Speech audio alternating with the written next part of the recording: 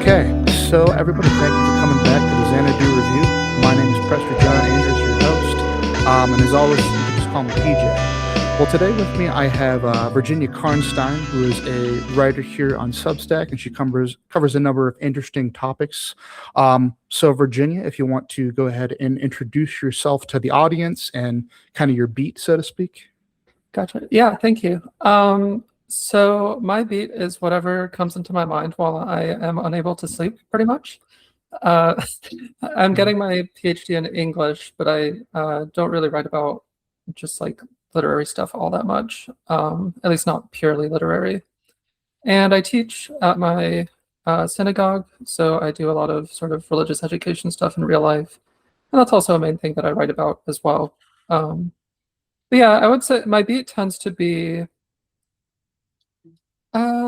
nerdy stuff to do with religion, literature, vampire stuff. I do vampire studies academically. And yeah, I think it's difficult to summarize a beat because I have definitely not specified the topic of my blog, basically. Now, I get that. I feel like I'm about 2.5 years in, and now I feel like I finally kind of honed in, like, all right, I should focus on these things and try to have, a quote unquote brand, but Yeah. it's something you figure out as you go. But no, Yeah. it's part of the reason I like reading your writing. It's a little all over the place, but in a good way. I think eclectic is the term you would use if you're being being flattering.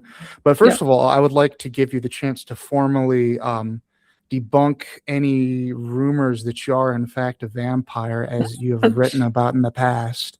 Yes, so there's now published evidence that nobody has proven I'm a vampire. So the hundreds of years of accusations are falsehoods. They're definitely false. Sometimes I slip up and talk about past stuff as if I were there. That's just me, being absent-minded while typing. And none of the portraits that allegedly portrayed me hundreds of years ago are real. Nobody has them because they were destroyed, so they were definitely not me, and you can't look at them anymore to say they were. But yeah, I was really glad that, I wrote a joke post about that on my blog, and a literary, the Jokes Review picked it up. And so that it's published evidence now. Yeah. For the record. So, I thought that was very thank you. Yeah, that's like a spillover of real life stuff onto the blog because that's like a running joke among people in real life, including people I don't even know that well. It's just like me being the vampire professor at my university is like, yeah, sometimes a student will be like in the elevator with me and they'll be like, wait, are you the vampire professor? I'm like, yeah. Very nice. But of course, they haven't proven that I'm actually a vampire professor. I just teach about vampire stuff. And the beauty of that type of thing is you have the tendency to outlive your critics. So it's a problem that'll kind of naturally solve itself, I think. Exactly. Yeah, the Van Helsings are mortal. Well, Hugh Jackman. Yeah, out to be TBD. He definitely seems immortal. I mean, it's possible that he's a vampire. I feel like I could flip the accusation around at the Van Helsings once in a while. Every accusation is a confession, as they say. Exactly. So to slightly switch gears a little bit, there's a number of different things I want to talk to you about, since you're pretty much everything you write about kind of tickles my fancy, so to speak. Like the esoteric religious stuff, like the apocalyptic traditions, Jewish versus Christian. I think we'll have a lot of interesting stuff to talk about there.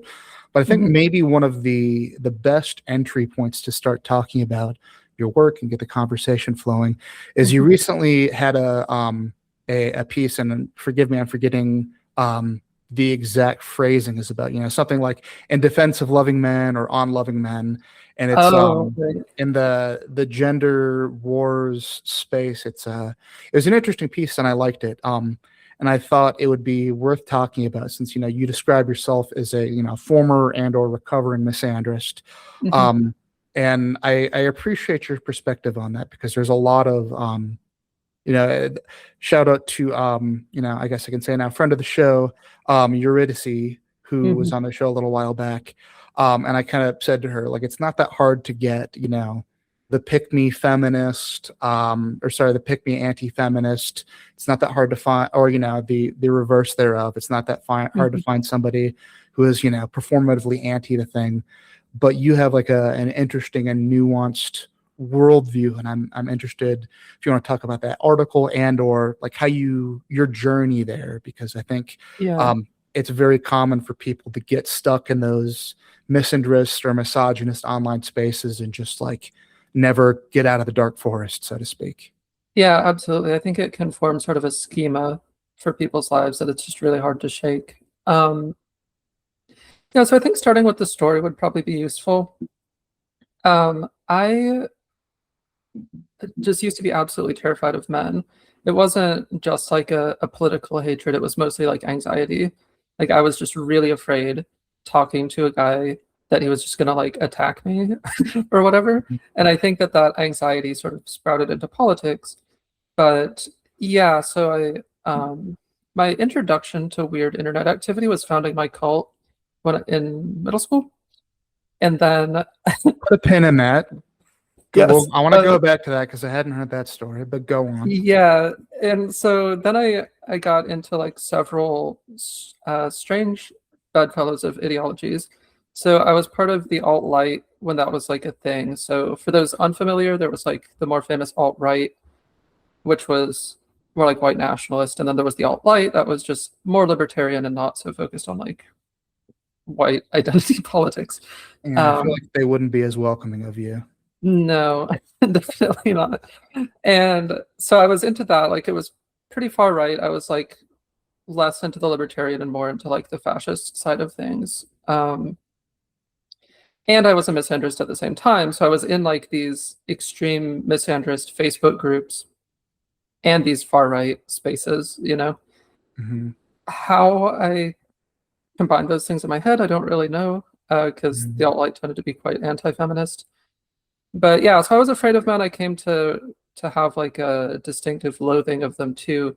I think a long time ago I wrote about like if I were in the grocery store and I saw middle-aged guy or 45-year-old dad of however many just standing there, I would feel like this mix of fear and like disgust. And so it was like actual hatred. It wasn't just sort of like Hmm. um haha men are trash, which I object to as a sort of trend anyway. But yeah, so I've cycled through some strange ideologies over the years. And Hmm. more recently, there's been like a surge of sort of anti-feminist backlash, especially toward the sort of men are trash thing, which I think is deserves backlash. But as you said, a lot of the people in that sort of space are anti-feminist, and I'm not. Like I'm still a feminist. Even though sometimes a commenter or whatever will be like, "Oh, we got one away from feminism," and I'm like, "Oh no, you didn't, buddy." Um, but I think that people who focus a lot on gender are in the best position to write about it in a nuanced way. Hmm. The issue is just a lot of them are not really that opposed to misandry.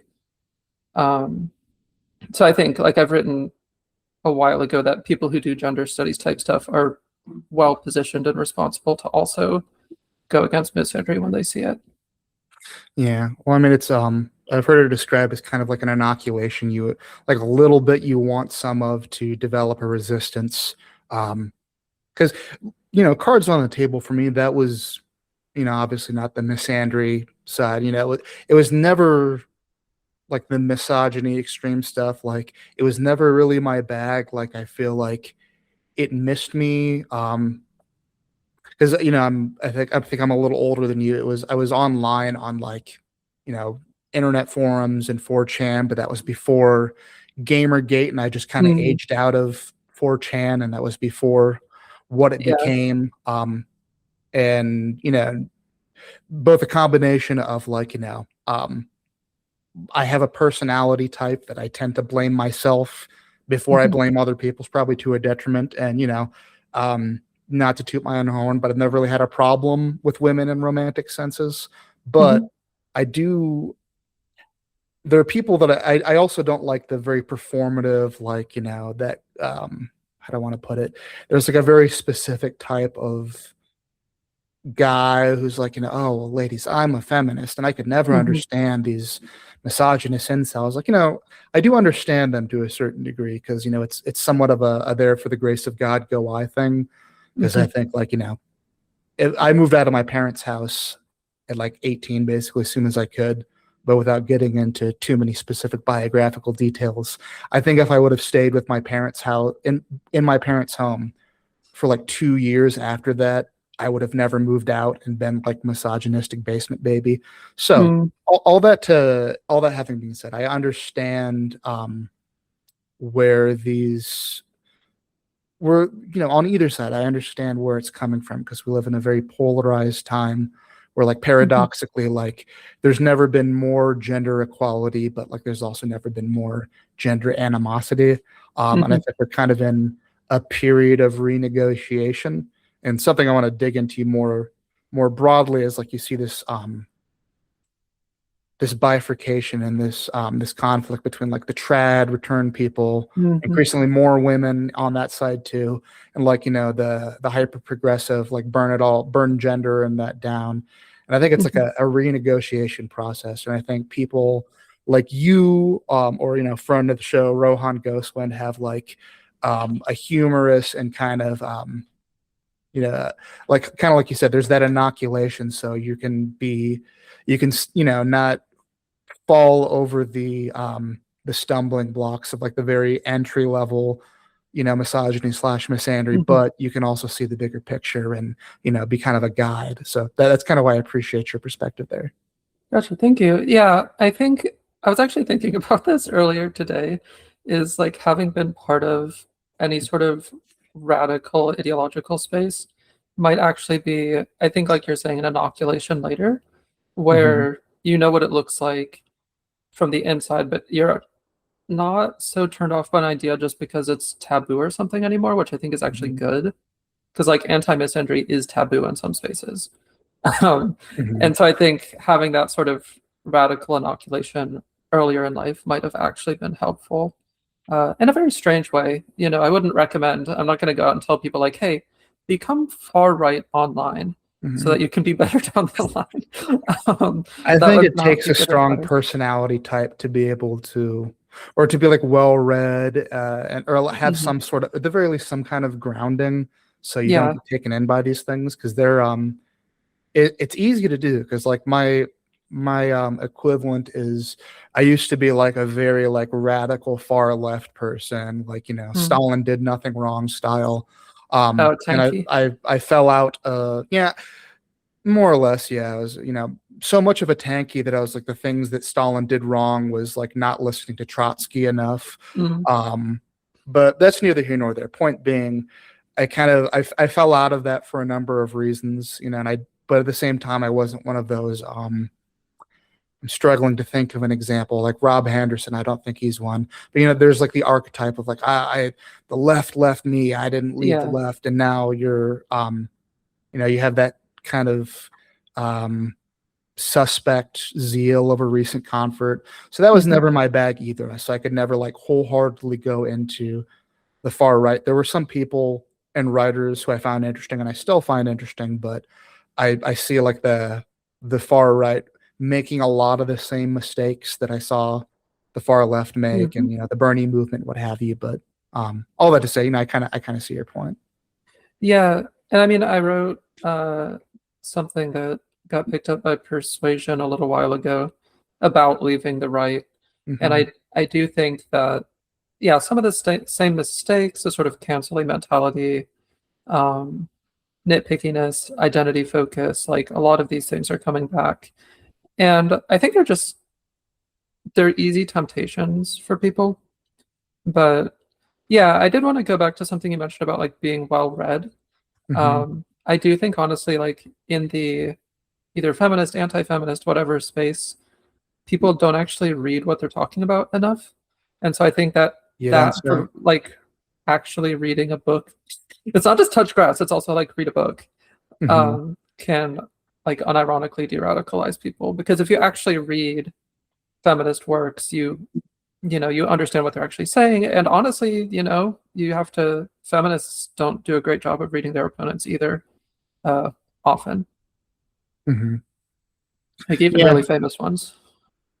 I would agree. It's one of those things where I think you'll get stuck in caricatures, and I wouldn't. Hmm. I try to, because for better or for worse, like I'm just a very like curious person where I'll read very widely, and even things that like I think I've often joked, like if you look at my bookshelf, like it's a combination of my and my wife's books, so she has like Hmm.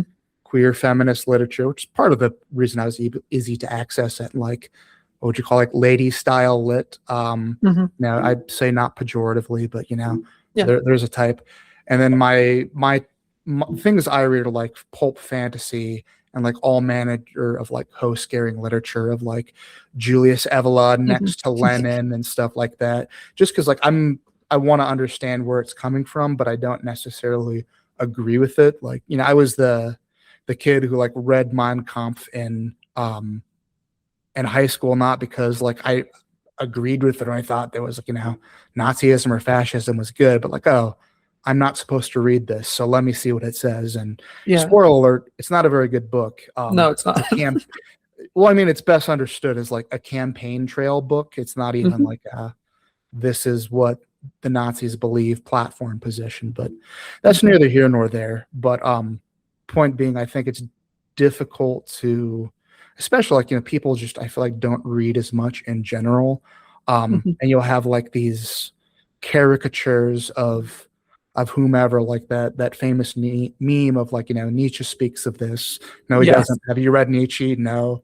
Um, and Nietzsche's difficult to read for sure. I mean, but that's Yeah. it's I think it's important to at least conceptually understand what you see as your ideological enemy, even if Yeah. you don't agree with. Like, you should at least if you're a right wing person, you should at least understand what Marxism is conceptually. You don't have to read every volume of Das Kapital, but Yeah. Nobody you does. can sound pretty silly if you don't even basically understand what it is. Yeah. Yeah, definitely. And I think there's also ways of couching things. Like this is something I hammer on my blog a lot. Is like if you're going to talk about TikTok feminists, like talk about them, like specify what you're talking about. Because Mhm. sometimes I'll see people say things about all of feminism, like, oh, feminists think this. And I'm like, maybe like 20% of them, I don't know.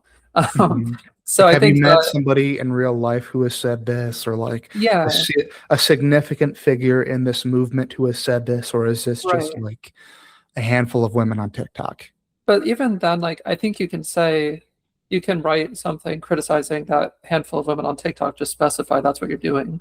Mhm. It's like, oh, I've seen, 5 clips like this on TikTok. But don't just say it's like all of feminism or this is postmodern feminism, whatever. Um, so I think sometimes, yeah, just like being more specific in what you're saying or writing kind of alleviates that. Because like if you haven't read Nietzsche, um, you can maybe say like, I've heard Nietzsche cited in this way. Mhm. Like I just think being more specific in how we write and like intellectual humility in that way is good. Because Yeah. I've not read every feminist book ever, but like if I'm gonna criticize, Some feminist has not read every feminist book ever. I know I'm the only one. Virginia exposed as the only feminist who has not read every feminist book ever. Yeah, I'm a Um, sued. But like if I'm gonna criticize Sheryl Sandberg for Lean In, like I'm gonna quote that book. I'm not gonna imply that she's the same as Judith Butler or Mary Daly or whoever. yeah, I think there's a lot of intellectual diversity within, the feminist movement and obviously any movement that Mhm. but the problem being that it's like you said, you actually have to like read the book, or at the very least, like I'm somebody who thinks like you could watch like a talk by this person, watch a couple of their lectures and get the idea. You don't even Mhm. necessarily even have to read the whole book, like get a good idea of it. But Mhm. it's easier to have these narratives of your Jordan Peterson, the postmodern feminist, neo-Marxist, whatever, and Yeah, you're stringing together things that really don't have that much to do with each other. But that's the online ecosystem, and I myself am um, I'm guilty of this, I know, in my own writing, and something that I'm trying to move away from. You can, I think, at least to my credit, I'll read these books and I hope it's evident in what I write. But, you can weave together all these different things as symptoms of a larger societal problem that are not necessarily connected, but, there, there's something to being able to craft a narrative that, Mhm. it's a fine line to walk, though, when you're trying to have, a larger point, instead of just, these six women on the internet annoyed me Yeah. versus these six women on the internet annoyed me. And that is, symbolic of the Hegelian dialectic that Spengler speaks of the fall of the Yeah. West, because there's And maybe a healthy middle ground. I think there is. I think there's definitely room for vibes-based writing. I just think one has to phrase it specifically as like this is just like something I'm picking up on the metal plate in my head is picking up a vibration of this thing. Like you have to just be like more specific and not pretend you're doing something super empirical. But this is just something like I've been in university for a decade at this point, getting my degrees and whatnot. And so I'm really used to the idea that you have to make really couched specific claims. But like understandably, most people don't have poor enough judgment to go to university for 10 years. So Mhm. they're not necessarily programmed in that way. In some ways, I think I've almost gone too far and worried too much about like being hyper narrow and specific and stuff like that. But I mean, I can let loose a little on my blog. Mhm. It can definitely be a fine line to walk. At least definitely in like the, because I'm not an academic, and I had a friend who said recently, like, you seem like you're in another life you would have been, Mhm. an Probably. academic type. Um, but honestly, I don't think I have the discipline. I'm very like catch as catch can. When I read about like history or philosophy, it's just like literally anything that like comes in front of me, which I think is kind of maybe a function of like interacting things, primarily through the internet. And maybe if Mhm. I was in academia, I would have better discipline with it. But all that to say, like, it can be difficult, because I feel like I'll try to write things that are really well researched. I had a piece recently, like, I'm trying to read it, like, loop in like Lovecraftian Mhm. mythos and like the apocalyptic tradition, and Spengler and some other shit. And look, this took me a really long time to write.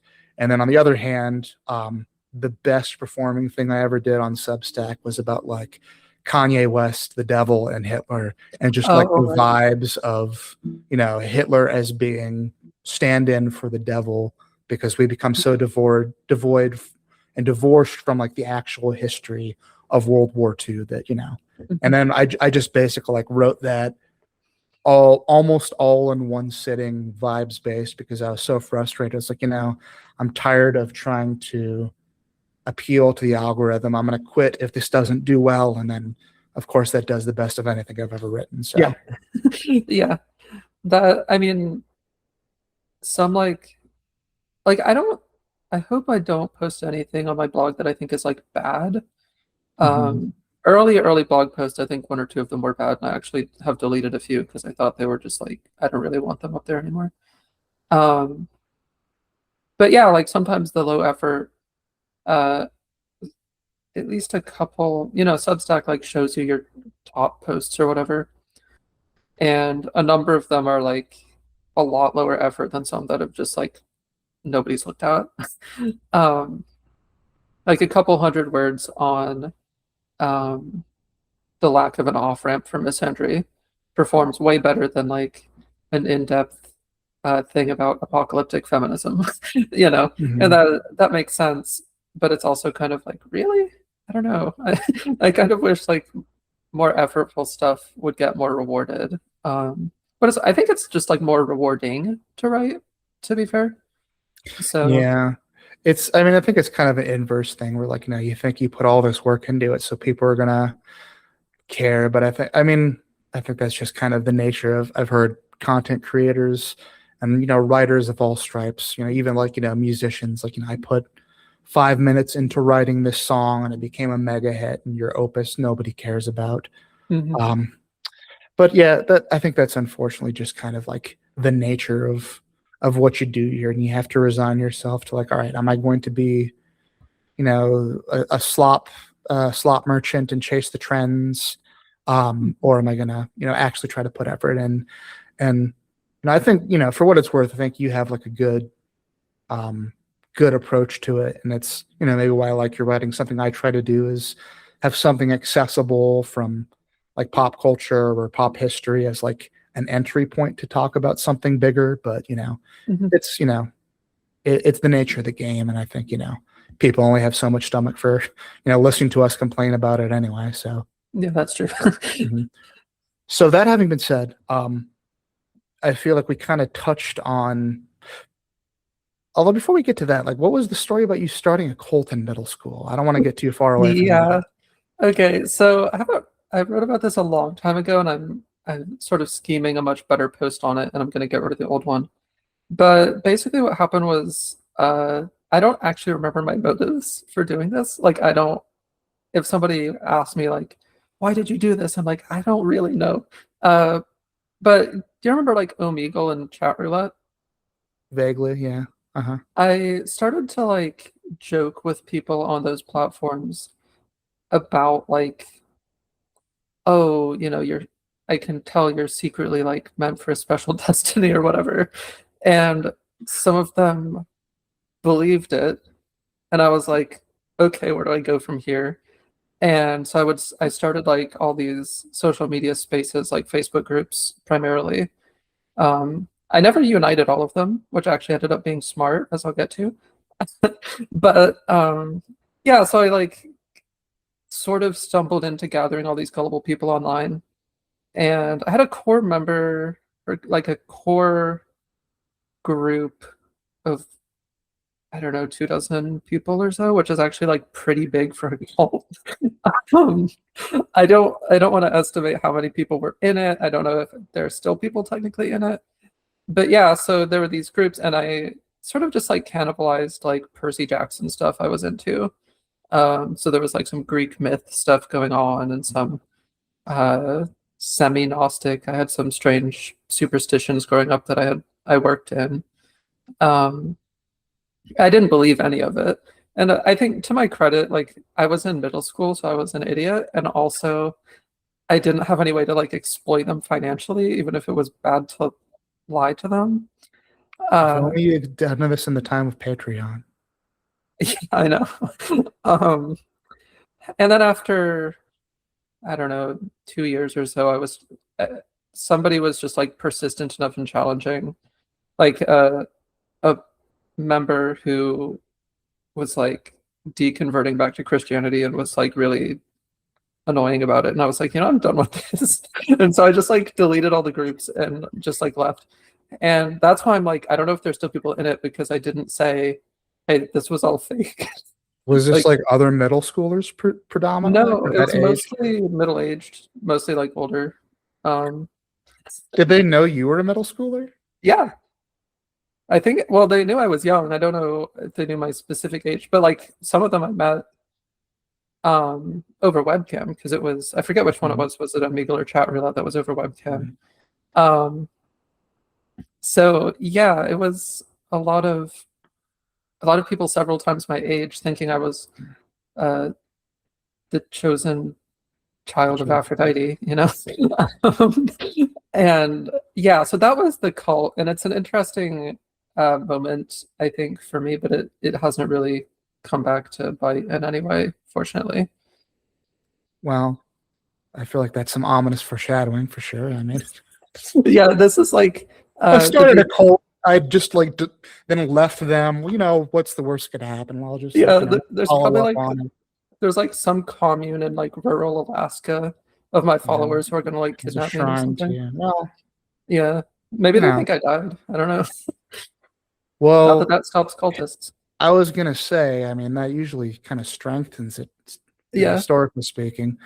Um, but that's a fun story. I don't really have any comments on it. Do you? Yeah, I mean, We I all do think fun stuff when we're young, right? yeah, this is like why I've joked about having the holy riz.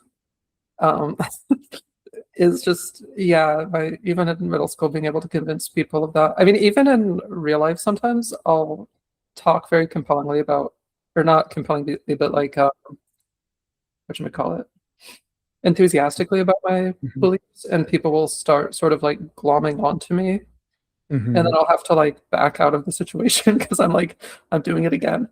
Yeah. Um, Starting and cults by accident.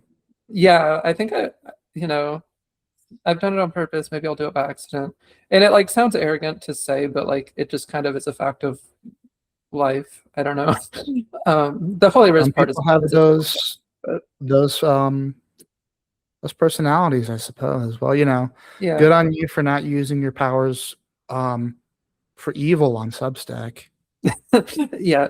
Um, well, I actually like posting about the cult stuff because, well, for one thing, I find it funny, but also because if I start a cult, people can be like, "Hey, you wrote about having a weakness for founding cults before. What are you doing?" You know? So it's kind of like an accountability thing. Yeah, exactly. I Mhm. think it's sort of like a self-info hazard. It's like I'm Yeah, putting out that's information to restrain myself. that's kind of why I face doxed recently. It's just like, I'm Mhm. still writing under a pseudonym, but it keeps me from being too weird. I think if what I write is attached to my face, much in the same way. If people know that you've started a cult, there's people, oh, wait a second, Yes. fool me once. They'll pause a little more. Um, You'd Interestingly, hope, it right? hasn't. Yeah, you would hope, but then there's always a way to twist it of like, no, it's real this time. I like misinterpreted the divine signal last time. Well, that's Um, I don't know if you read that piece that I did. It was called Cthulhu Shrugged, and I kind of went through mhm, a number of different apocalyptic cults, but like I think the Heaven's Gate people who didn't kill themselves, unless I'm thinking of something else, like some of them still believe it. Like those the Anabaptists still exist today, even though the mhm, apocalypse didn't happen. There are yeah, many such cases, yeah. unfortunately. Kind of I did read that post. That was really cool. thank you. Um, and I've written about the followers of Shabtai Tzvi, the failed Messiah of the 17th century.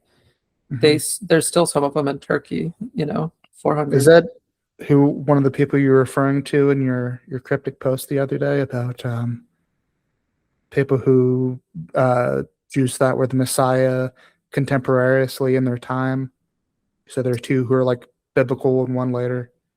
Oh yeah.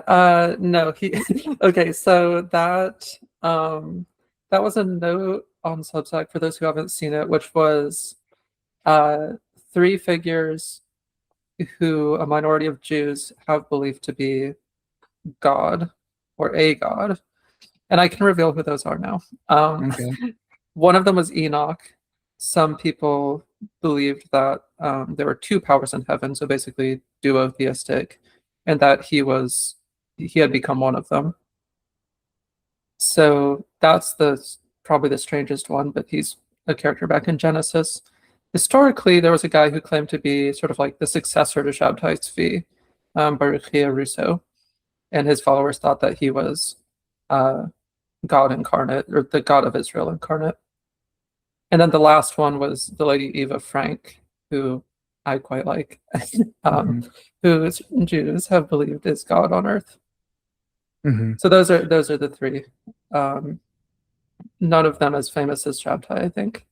Hmm. But yeah. I feel like I've heard the name. Is that like Kabbalistic type stuff or Um, which one? the second one? What was that? Oh, Baruchia Russo. Yeah, perhaps. Yeah, the Sabbatian movement was very based on sort of radical interpretations of Orthodox Kabbalah. So yeah, he was definitely very into it. And Shabtai was too. But that's where they got a lot of their like interpretations of what God is and whatnot was from their particular interpretations. Hmm. So, what kind of inspired your interest in like the because it sounds like on one hand you're very, devoutly Jewish, but on the other hand you have an interest in the occult and esoteric, and that's Mhm. again part of what I like, because I feel a similar way where, like, I was raised very Christian, not really currently, but I think to a certain degree, like, that's a cultural heritage that doesn't go away even if you are not actively religious. But the occult and the esoteric is something that I've always found really interesting, and the various traditions, kind of like the 18th and 19th century, and I guess early 20th century, like, um, what would you call it, Orientalist, Mhm. occultism, the Christian, Jewish, or Muslim traditions that have, like, kind of mix and match. And I guess what got you into it, and what are some of the ones that you find most interesting? And we can maybe trade notes on that one. Yeah, so Judaism has a lot inbuilt, because I think a lot of people think of Kabbalah as some sort of radical component of Judaism, whereas it's like the most orthodox part of it. Like the most interested in Kabbalah are the most, we would call, like, from, or like pious Orthodox Jews. It's sort of woven into their lives. And so Judaism has, uh I feel like religious scholars use this word in ways that annoy me, but like it has a rich, selection of Hmm. esoteric type stuff. Um, but I think it's, when I was younger, it was certainly the sort of, oh, this is framed as like forbidden, and like Hmm. dark and secret. And then you read it and it's like the dimensions of the temple or something. And you're like, okay. Yeah. But I never really got into like the Solomonic or the Enochian. Like I think I've stuck pretty much within Judaism. Certain controversial esoterics, a certain controversial esoteric sect has had a large impact on how I view the world and whatnot. So I kind of Hmm. keep digging there because of, I think I'm, looking at things that are in some way helpful for learning about reality. But in other cases, I think it's just like, uh, cool. I don't know. I just Hmm. sort of look at some paper on uh, fake Jewish occultism, and I'm just like, oh, that's neat. I don't know. Um, Shallowly interested, but I think sometimes confessionally interested. Yeah. Yeah. Well, I think, like, for me, a lot of it, for like when I was a young, edgy teenager, kind of not unlike yourself, like, Mhm. the Satanist tradition, like you have, LaVeyan Satanism versus, what's the other fella? Um, like the Crowley, Oh what yeah, do you call it? yeah. Like the more theistic side, and Hmm. and then you get into like some of the older, like, Rosicrucianism and some of these other things that kind of use a kind of, what would you say, proprietary mix of, like, um, Jewish mysticism thrown in there, Muslim mysticism, like old Hmm. paganism, stuff like that. What's her face? Madame Blavatsky's type Yes, theosophy. Theosophy. Yeah. It's stuff that I find very interesting. And as I've said before, like, I'm somebody who has, like, what would you say, like an academic interest in Judaism despite not being Jewish. Because I Hmm. remember one time, and forgive me if I'm misquoting, you said, you're Jewish, but you have, like, kind of an interest or like Catholic disposition. I kind of feel Yes. like I'm Yeah. I'm the same way. Like, but from the opposite end, I'm Christian, but I have, like, a kind of Jewish disposition. If you'll, outside of, if you'll, forgive some, like, playful anti-Semitism of me being long-winded and, talks too much. Yeah. But I've always appreciated the Jewish tradition of being very historically grounded, Hmm. which I feel like, historically, the Christian and Western world has had, but kind of moved away from in the 19th century. Hmm. And I wonder if you have any thoughts on, and maybe this is going to get way too esoteric for the audience, but, that's, I Yeah. hope, why they're here. But I was reading a couple different books last year. The famous one everybody's getting into right now is Dominion by Tom Holland, Hmm. and another book called The Invention of the Jewish People by Shlomo Sand. And they both kind of touch on this, like, bifurcation of, like, the ancient Israelites being kind of like what we would today call like an indigenous people, like a specific folk tradition. And correct me if I'm wrong on any of this side from the Jewish understanding, but just my Mhm. understanding reading from both Holland and Sand, and just more broadly, you had this indigenous religious tradition, and then post Babylonian exile. There's maybe there's a YouTuber, Justin Hammer, I think his name is. Mhm. He runs like an esoteric YouTube channel. Yeah. He's like an Orthodox Jewish man. The phrase he uses is Israelites went into Babylon and Jews came out. And then on the other side, you see like the Hellenized Jews, who eventually like became Christians. And I find Yeah. that like that bifurcation of that tradition of, you have like modern Judaism having that Eastern influence of Babylon and Persia, and you have modern Christianity having like this Greco-Roman tradition of like the Jewish tradition with the Greek philosophy of like the Logos and all of that. And to me, Mhm. that's something I find super, super interesting. And I feel like aspects of like Kabbalah or like Rosicrucianism or like some of the Western esoteric traditions, like you have like these echoes of like these ancient traditions going back to the Bronze Age. And I find that super, super interesting. And it sounds Mhm. like you do too. So I know that's not exactly a question, but what are your thoughts No, on any of that I vomited I at you? definitely have thoughts. Esoteric is a great channel. I think his name is Sledge, Justin Sledge, maybe. Sledge, yeah, hammer, Uh, sledge. yeah, That's that's directionally I better. um basically the same thing. And well, one of my favorite writers is Rabbi Jill Hammer, so I Mhm. always have Hammer's last name in my mind. But yeah, so I tend to, because I come at this from a confessional angle, as in like inner, like inside a religion, if that makes sense. Mhm. Sort of like a Christian will write on Jesus differently because it's a confessional topic for them. Sure. But I tend to think of the Hellenization as like a great tragedy. And Mhm. I do agree. You can definitely see like Neoplatonic stuff, especially in Kabbalah. There's been great stuff written on that. But I tend to dislike any what would you say? Like any concept that has like a really split metaphysical reality doesn't really jive with me. So when you look at a lot of Kabbalah, there's sort of like separate divine realms and stuff like that. And I find that fascinating to study. But from a confessional angle, I'm like, no, this splits us from, the worldly reality. Like we shouldn't be the uh what's the phrase, the wise look to heaven, although they see nothing there, but nourishment comes from the earth, so we should look at the dirt. Mhm. That's kind of a dictum that I follow. And so I love reading Greek stuff. I mean, I went through a huge Aristotle phase in undergrad. Like, so that I say undergrad because that was like almost a decade ago at this point. But I like that stuff. I also get kind of sad when I read Hellenized Jewish stuff.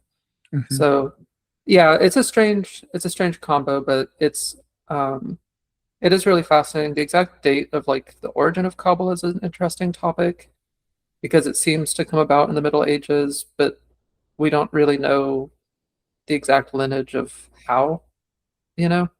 Mhm. Um, and the older Jewish mystical stuff is interesting too. So, like Merkava mysticism, the sort of vision quest y type stuff. It's like you'll encounter an angel at this gate and you have to say this thing. And um, yeah, it's all very interesting, even if I don't necessarily like adopt it as part of my own faith. But I find it very poignant, the idea of people coming back from exile, exiled from themselves, kind of. Um, and that comes up even with the Egyptian slavery in Torah. Like, oftentimes, parts of the book of Exodus are like interpreted as God is treating the Israelites in a way they'll understand because they were just in slavery in a particular culture for so long. Like, they Mhm. need to figure out how to use the freedom they have, but they don't quite know yet. They're still in the like Egyptian slave mentality. Um, so yeah, it's all. I haven't read was it Shlomo Sand? Yeah, it's more, it's an interesting book. I would recommend it, especially to somebody like you. I don't know. It's my understanding is it's controversial. and I'm an outsider looking in is just like, oh, this is interesting stuff. It's probably my favorite book I read last year, since, Mm, as you can imagine, it's called The Invention of the Jewish People. It's kind of specifically in like the context of the nation of Israel, but because my originally, like, the impetus of it is, I don't know if you've I would imagine you've heard of Dominion by Tom Holland. Everybody's talking about it. yeah, yeah. Yeah, my idea was like, okay, well, that was an interesting book about, the history of Christianity. Let me find an equivalent for Judaism and an equivalent for Islam, just because, that's the Mhm. type of person I am. And he talks about like the actual history in like a secular sense, as well as like the construction of an identity, like a ship of Theseus type of thing, which is Mhm. something that I find very interesting because that's what Tom Holland did. Similar to like I can't think of there's two authors, a man and a woman, who wrote the Bible Unearthed, which takes a more like secular look at the history of the Bible and or Torah Tanakh, depending on your confessional heritage, Yeah. um, which is something that I find interesting, and I'm curious about how. Thank you, sweetie. Sorry, I was talking for the audience. My wife brought my coffee. I'm not calling Virginia, sweetie. Um, Canceled, unfortunately, before my time. No, Well, so congrats. I was. How literally do you take the Bible? Since that's something that I found interesting about these three books, about putting the Bible and a Torah, Tanakh, again, depending on your confessional heritage, in historical context. Like, well, this book was written this time. This book was written that time. This book was meant to be metaphor. This book was meant to be history. This book was a combination of pre-existing Babylonian myth, and Jewish tradition, that being the Book of Job. Like, to Right. me, it made it more rich, and it, like, reignited my faith that was kind of latent. But I know with these things, different religious people and traditions will have different reactions to that very concept. So what are your thoughts? Yeah, that's a big question. I don't know if anybody's asked me that question before. So, uh, I would say I take it seriously. Literally is maybe not the framework I would even think of it as, like, Hmm. literal or non-literal, because I think in the Jewish tradition, it would most of us would take it as a mistake to think of it as primarily a history textbook. So Solomon, I think, existed. Do I think what happened in the Book of Kings literally? Uh, maybe it was part of the story. The Hmm. Jewish tradition would certainly take it as only part of a story, but no, I wouldn't say I take it fully literally. I would say it has a lot of value. I think the phrase that stuck with me is like the accumulated spiritual wisdom of my people. So I Hmm. think it has supernatural provenance, but I think as a history, I don't know. Did the story of Ruth actually happen to somebody named Ruth? Probably not. I don't know. Um, that's why I hadn't really thought about it, because I'm like, I don't know how much I That think might that could. be the bias of my confessional heritage, since I was Well, raised but in it's like the Southern Baptist, when the Bible is like a literally true history, which, come to find out, totally, like, not only is that like not the Jewish understanding, like most Christian traditions have not believed that the Bible is literally true, but yeah. um it's something I find interesting, because without doxing myself, like my family has a lot of history in like the American Christian, like Southern Baptist tradition. So it's something Mhm. that I struggle with personally, since if it probably, not being raised in the Christian world, well, like, I have a relatively close family member, who, like, 100 years ago, wrote some like Southern gospel songs that are Mm. popular enough that I feel like even you would know at least one of them, because it's been in like movies, like soul, country, even hip hop Mhm. artists have covered some of these songs. Um, but that tradition of like biblical literalism, and understanding like the historical context that existed in, is something that I find interesting, but like, that I've struggled with, of I was in edgy, in the 2000s, for anybody in that who grew up in that milieu of like the internet atheist thing of Mhm. debunking, like, oh wow, you mentioned like the Egyptian slavery thing. Like I think a lot, I won't say most, but a lot of modern historians question if that was like a literal mass enslavement, et cetera, et cetera. But to Mhm. me, like how you mentioned like the collective wisdom of a people, and I like, Mhm. how a people would have understood their interactions with the divine. To me, that's a lot more compelling. And I think the Catholic or Orthodox tradition is a lot more rich on the Christian side of that. But Mhm. it's an interesting conversation between what should be taken as history. Because I think I did some research semi recently. I wish I would have taken notes for this, but I think, like, for example, like King David, there are some what's the word I'm looking for? Contemporary um, accounts offhandedly mentioning Yeah. like King David. Like I don't think he was like the earliest verifiable historical figure, but that's like the Mhm. biggest one. Whereas like the Yeah. New Testament was, and like um, the tail end of the Old Testament was written contemporaneously with, like, the Greco-Roman period Yeah. and the Persians, who had good history. So it's Mhm. it's an interesting conversation for sure. Yeah, like the Book of Daniel is usually taken to have been Mhm. written in the Maccabean uh, period, which is pretty late. But yeah, I think that so the reason I think it was useful for me just now to stumble through thinking about literalism, because I tend to think of true with a lowercase t versus true with a capital T. So is the story of David true with a lowercase t? Probably not. I don't know. Mhm. I don't really know how I would know that, with a capital T. Yeah, like in that bigger spiritual sense. Yeah, but I think also the Jewish tradition has like very different ways of interpreting the Tanakh. So it's like a lot of, I guess you could say, like linguistic interpretation.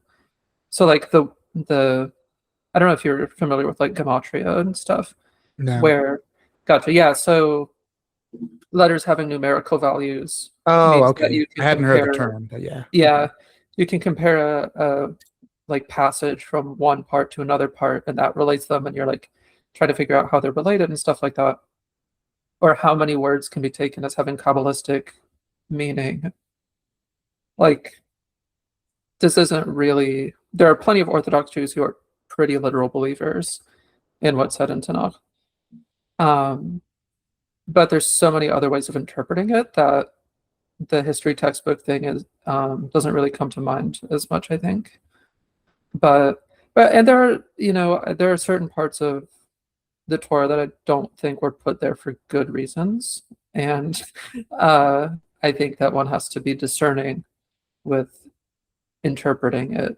Um, at least the sources that I draw a lot of inspiration from uh, outright say that the law comes from like the wrong side, basically. That laws were put there by certain forces to restrict human well-being and encourage them toward death and so on. And so it's not like it's a bad text. It's just you need to be really careful with what angle you're reading it Mhm. from.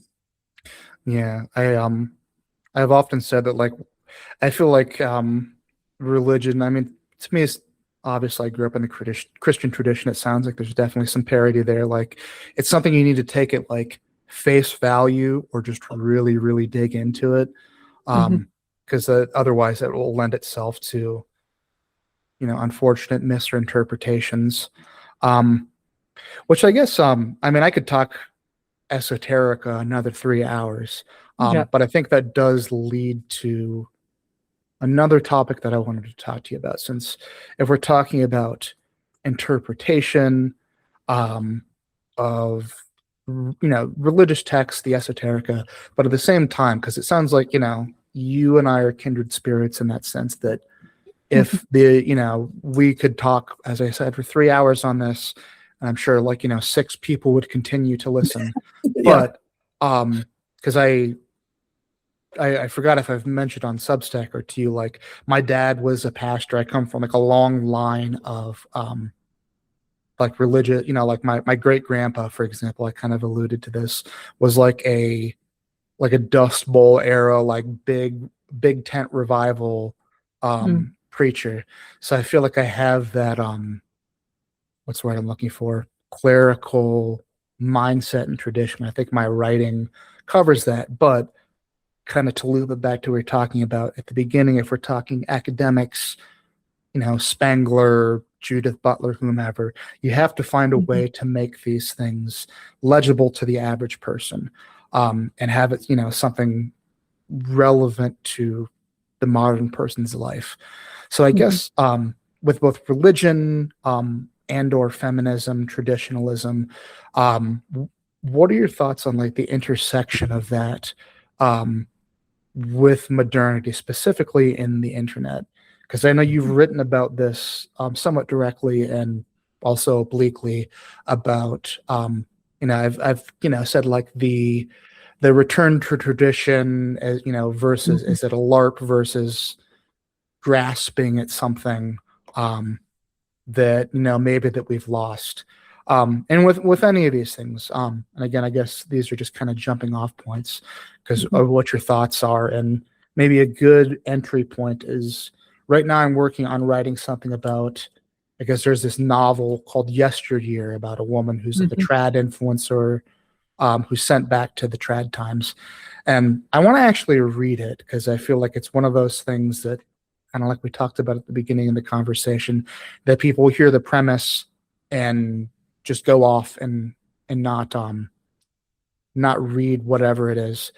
And mhm, that's kind of my thought on it, is like, I feel like there are people who miss the point of what people find appealing about traditionalism, and say, well, you mhm, wouldn't have had dental, but at the same time, you do want to keep that in mind when you're trying to find the wisdom of the past to live in modernity, which is kind of the tagline of my writing, mhm. paraphrased. But so yeah, what are your thoughts on that kind of that perennial question?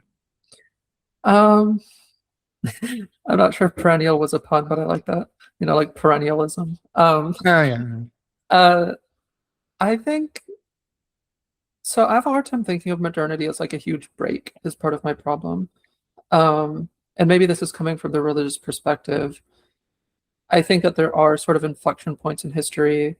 I don't know that I would connect them specifically to technology and stuff. Like my brain doesn't really like think Hmm. super that way. As far as like tradition, uh, I think religion is a good grounding. A lot of people are ungrounded right now, definitely. I think that's something a Hmm. lot of people say is like a modern thing. It is, that might be true. I don't know. It's tied to the internet. It's tied to probably like the dawn of radio, I guess. I don't know. Hmm. Um, it's probably been a while in the making. The But printing press, you could yeah, have a lot of different starting points. yeah, that darn Gutenberg. Um, Ruined everything. exactly. Oh, we should destroy printing presses. Not really. Mhm.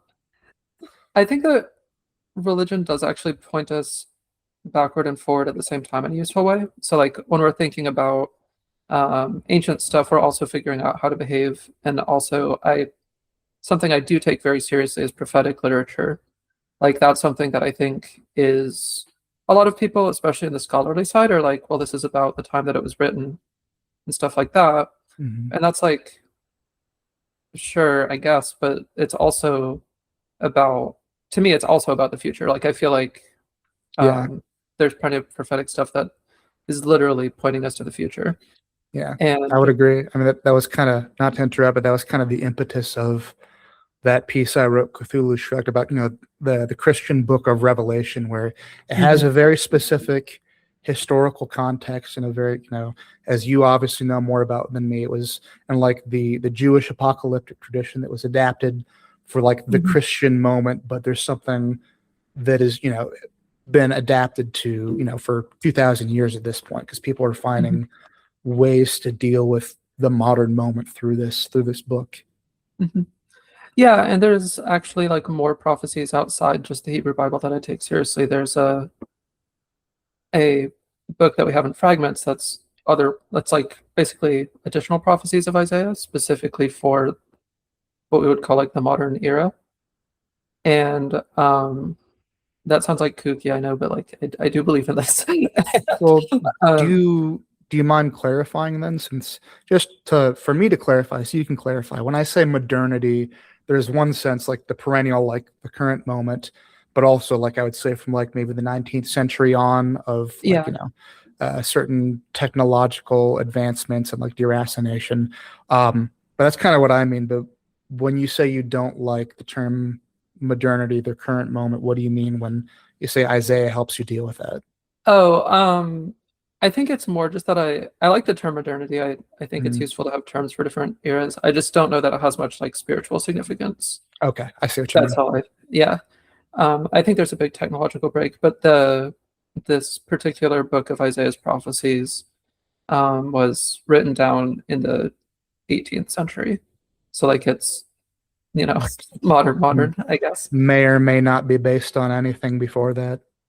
Well, it was supposed to have been revealed then, and I think it Joseph probably. Smith style, or is that being too pejorative? uh, I have sympathies for Mormonism, but I love Mormons, but go on.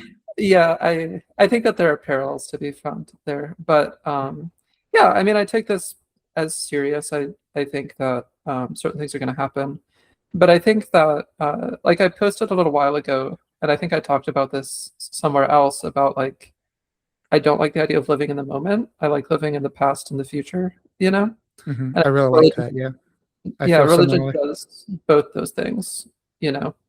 Hmm. I think it grounds us in time, but it also is like prophecy has this cool effect of being like the future impacting the present. And a lot of actually a lot of prophetic material in Tanakh is sort of like if you don't do this, then this will happen, you know? Hmm. So the future actually kind of goes back and reshapes the present. Um, and that means that the future reshaping the present for them shaped the past for us, you know. Hmm. Um, so yeah, I take prophetic stuff very seriously, and I think it has a good like grounding effect on our morality. But as far as the sort of return to tradition stuff, I think that I'm not a huge like Chesterton's fence gal, but I Hmm. think that there are certain things we can examine. I think, for instance, in the uh, third wave of feminism, I refuse to acknowledge a fourth wave. I think we've only had three waves. I Um, thought it was only three until fairly recently myself, but I've been yeah, kind of merging third and fourth waves yeah, I to a tend to certain because degree. I don't think there's that much difference. But basically, like, there's been a lot of intrusion of misogyny into feminism, I believe. And so, in that way, I think sometimes we should probably pull the brakes a little, maybe back up a bit and restart at least one or two certain things, you know? Um, but as far as returning to like, I think yesteryear is about what, like the 19th century she goes back to. I believe I still need to read it actually. I think, uh, I do support the spread of liberal democracy and feminism. And so Hmm. I think going back in time uh, can be quite, not literally time traveling like in that case, but like from my religious perspective, I think that striving to return with a V can be pretty problematic, and problematic not in the social justice warrior sense. I You know what I mean? Yeah, I know what you mean. No, I know what you mean. I guess if you want to expand on it a little bit, because at least on the surface, at least, it seems to me like there's maybe a little bit of conflict there. So I wonder what your thoughts are on it, both being devoutly religious and a feminist. Since, Mhm. again, cards on the table, I've pointedly non-denominational on this, like, if it's, I guess, in that, Christian ethics sense, like judge me by my deeds, but I don't necessarily identify as feminist because that'll, it's one of those things that once you say you are, then it's a whole thing, as you Yeah. obviously know. But I'm of two minds about it personally, since my and this is like the tagline of my writing is, navigating the trials of modernity through the wisdom of the past. Mhm. Because I think there's a lot of wisdom that comes from the past, like you said. It's like the collective. I once heard tradition call this like, the collective troubleshooting of the human race. You can get more specific with, a religious tradition, what have you. So I think there are a lot of things that technology or like liberal democracy has like shorn away, that it was like, throwing the baby out with the bathwater, so to speak. But at the same Mhm. time, you can't just straight up go back, even if you wanted to, and putting aside how, you know, problematic with a lowercase or uppercase p Yeah. you want to put there. It's not even possible. So for me, it's a non-starter.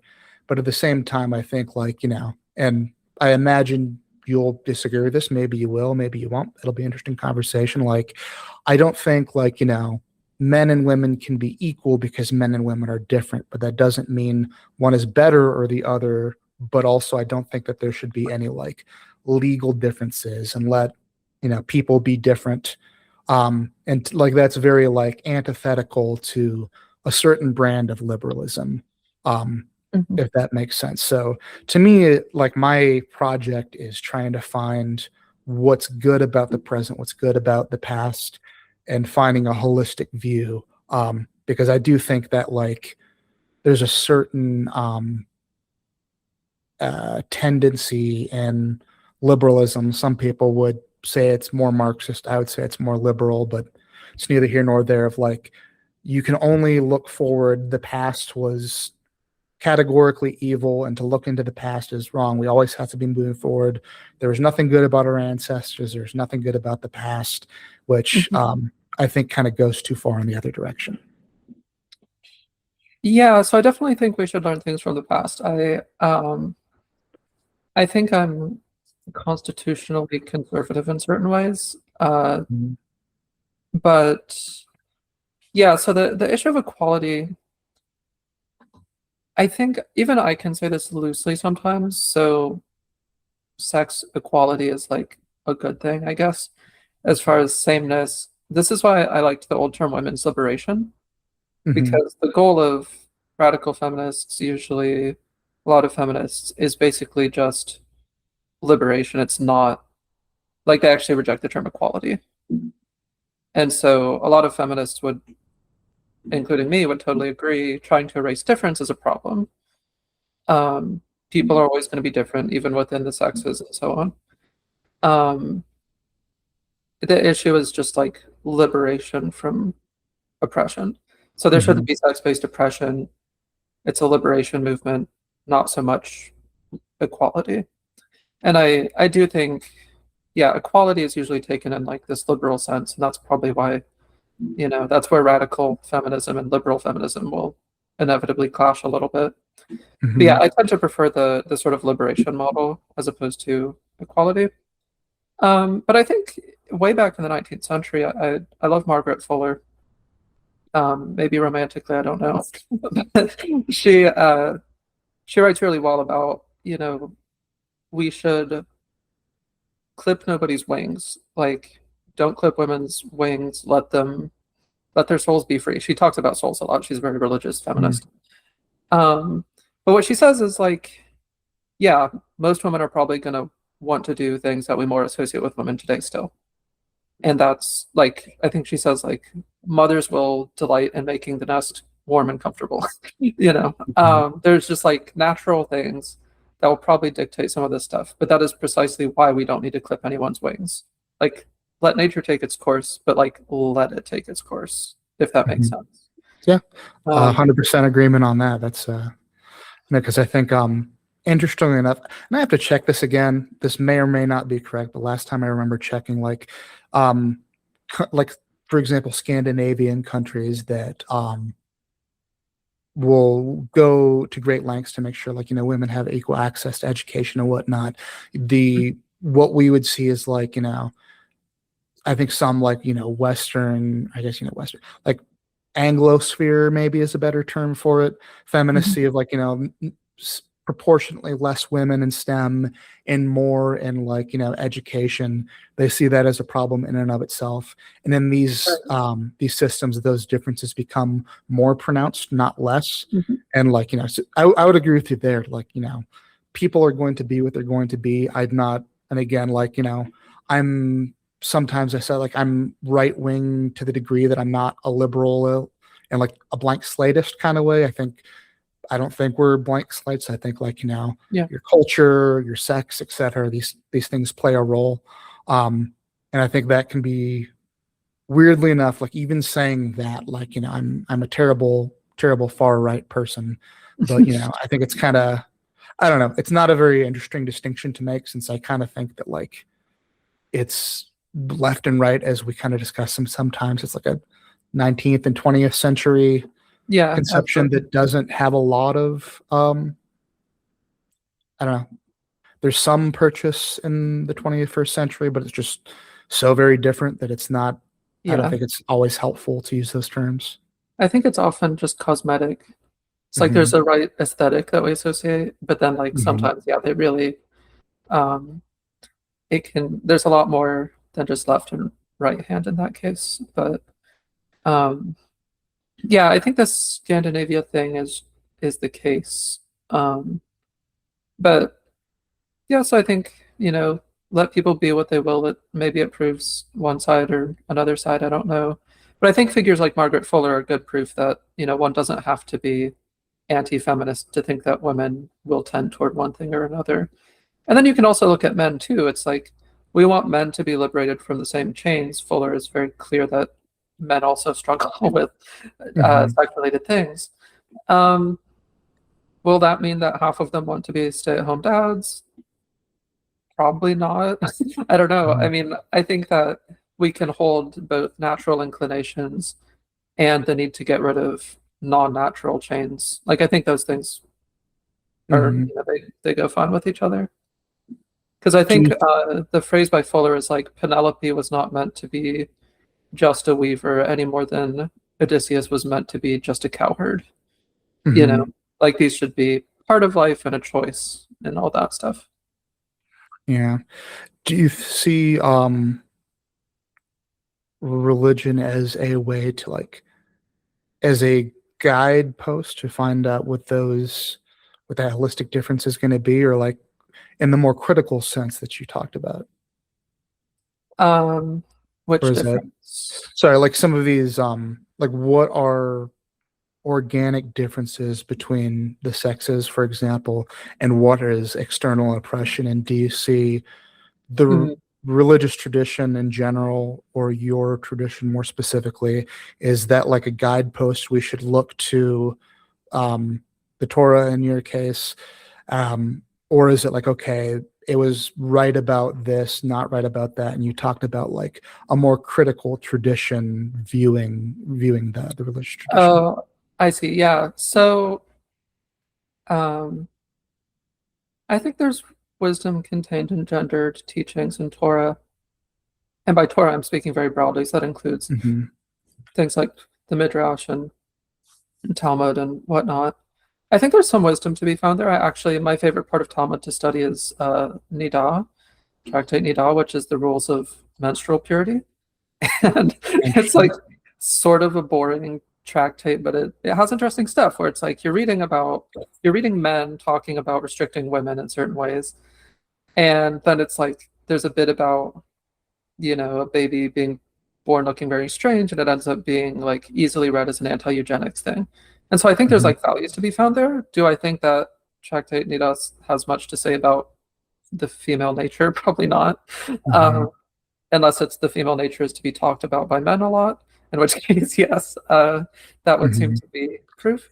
Which But is, as a side note, I was going to say, I think it's very funny, especially in like recent years, as unfortunately you're probably aware of, there's been like an anti-Semitism uptick. And it's like, oh, the Talmud says this, and at least from my understanding, it's basically commentary and like a really, really long thing. Because years ago, I bought just like I wasn't like, I guess, particularly educated on the tradition. I was just like buying religious texts about like, the Quran and the Hadith, which is like the commentary thereof.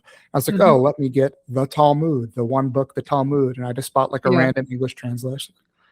What the fuck is this shit? I don't understand any of this. And it's, Yeah. it's It's commentary. it is 73 volumes, I believe.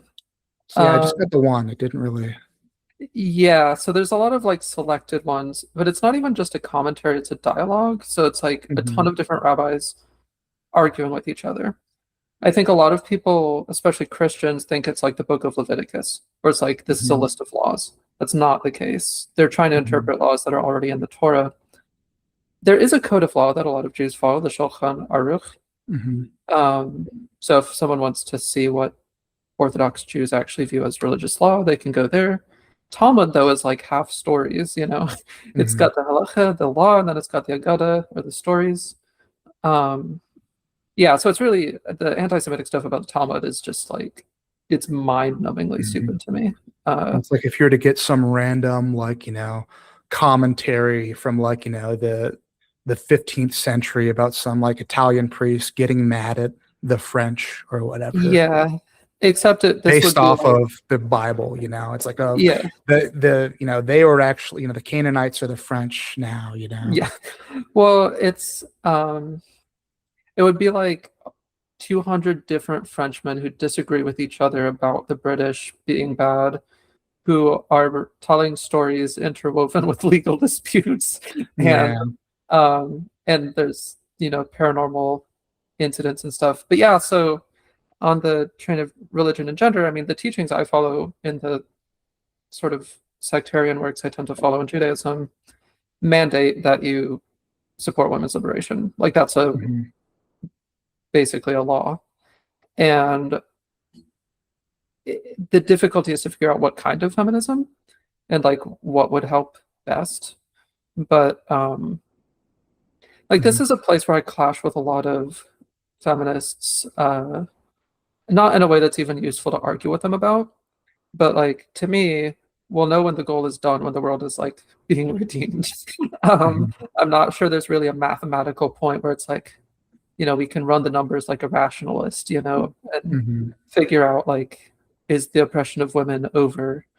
Um, I think we just have to keep working until it's obvious that things are over.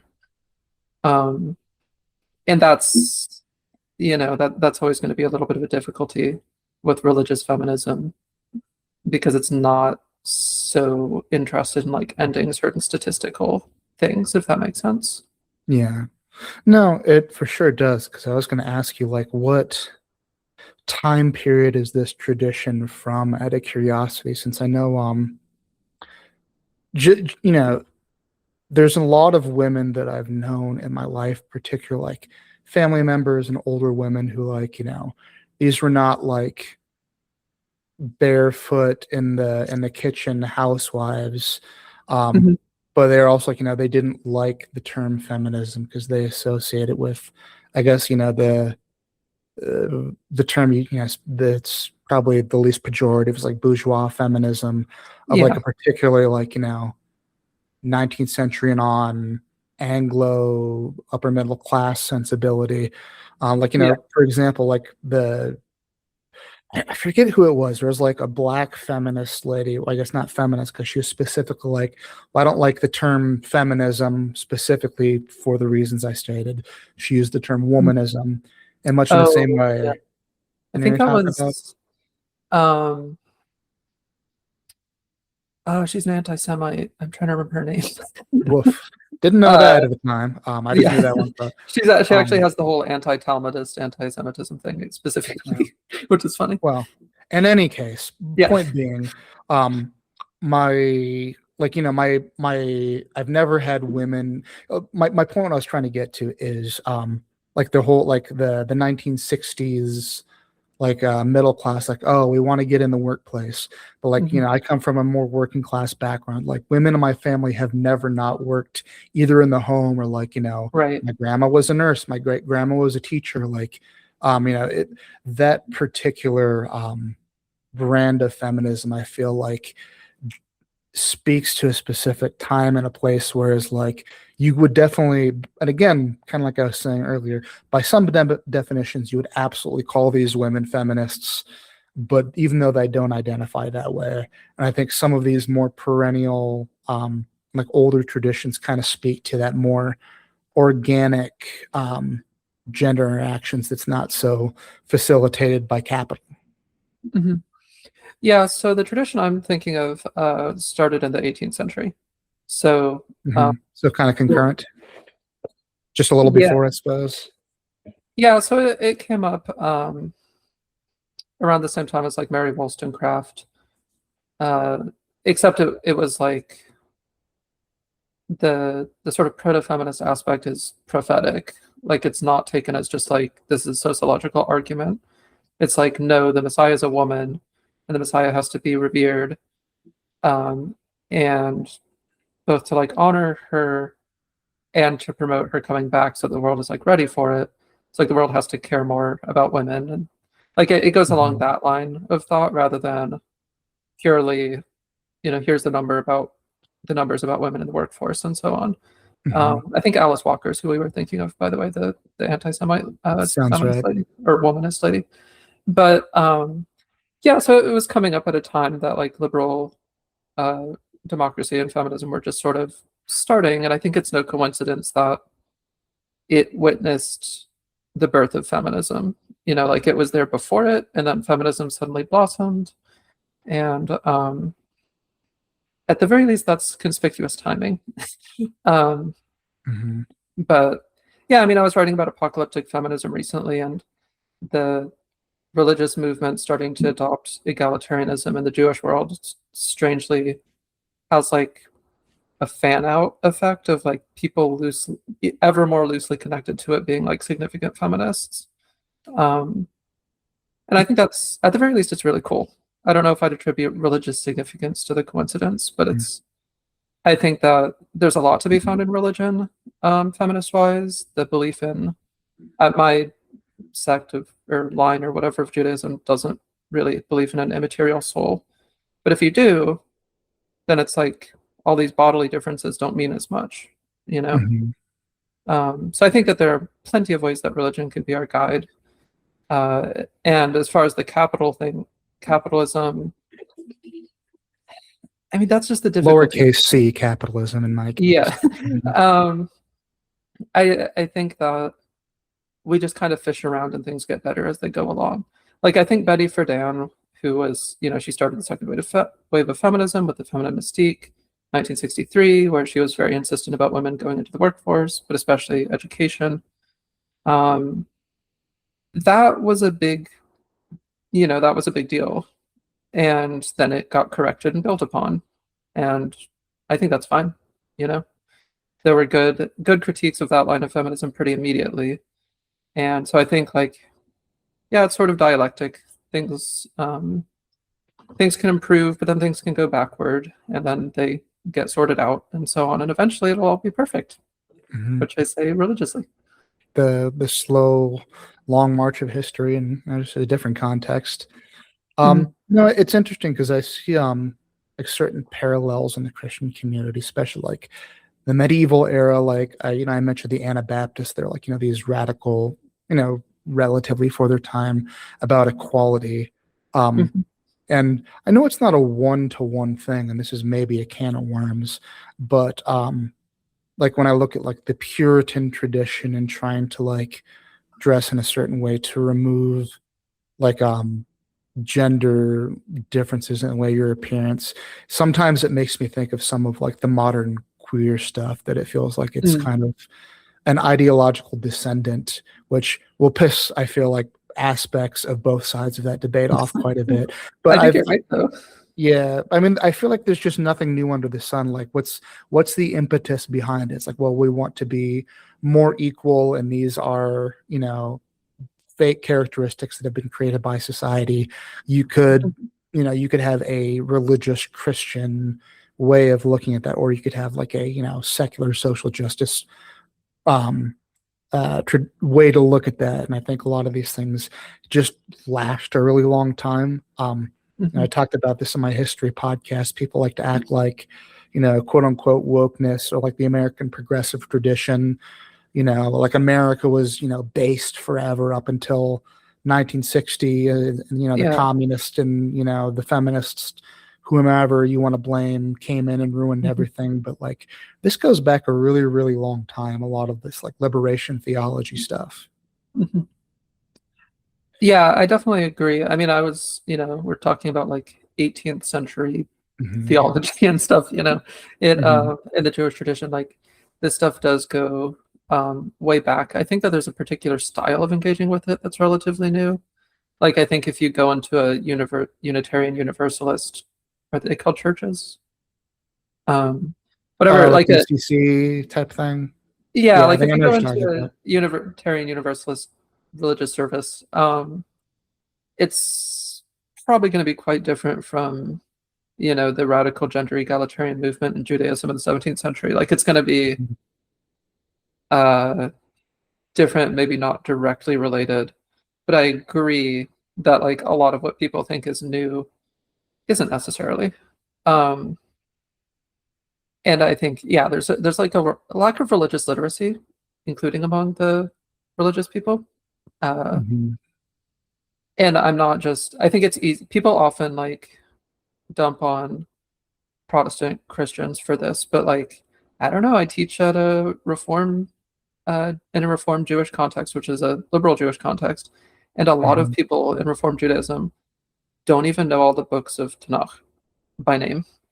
Like I've known plenty of evangelicals who would seem uneducated who know more about the Hebrew Bible than do many Jews I Mhm. know.